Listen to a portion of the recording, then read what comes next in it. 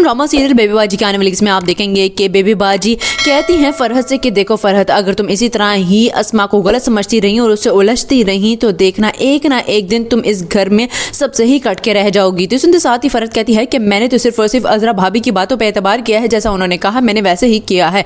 वो ठीक ही तो कहती हैं कि अस्मा भाभी की तरह तो थोड़ी हैं, वो बेशक चाहे मुंह फट हैं लेकिन उनके दिल में जो है वो साफ उगल देती हैं, लेकिन अस्मा भाभी पीठ पीछे वार करती हैं। ये सुनते साथ ही कहती है बेबी बाजी के देखो फरहत, मैंने तुम्हें पहले ही कहा है कि तुम बहुत ही ज्यादा गलत बयानी से काम ले रही हो। तुम्हें नहीं पता है अभी अजरा का, मुझे पता है कि उसने मेरे लिए भी तुम्हारे दिल में जहर उगला होगा। ये सुनते साथ ही फरहत कहती है कि लेकिन आप इतने यकीन और वज़ूक के साथ कैसे कह सकती हैं। तो ये सुनते साथ ही बेबी बाजी कहती हैं क्योंकि मैं जानती हूँ अजरा की आदत को भी और अस्मा की आदत को भी। अस्मा बहुत ही ज्यादा अच्छी है। दूसरे सीन में आप देखेंगे कि जब जमाल के जूते में से निकलता है अंडा तो वो अजरा को बुलाकर अजरा से पूछता है कि अजरा ये क्या हरकत है, ये अंडा यहाँ पर कहाँ से आया है। ये सुनते साथ ही अजरा कहती है कि मुझे क्या पता और आप इस अंडे को लिए क्यों बैठे हैं, क्या करना है, क्या पका के खाना है। तो सुनते साथ ही जमाल कहता है कि मैं इस अंडे को अभी बास्केट में डालने जा रहा हूँ, कूड़े में ही जाना चाहिए, ऐसे कितनी गंदी स्मेल आ रही है इसमें से। ये सुनते साथ ही अजरा कहती है कि क्या हो गया है, 2000 रुपए हैं,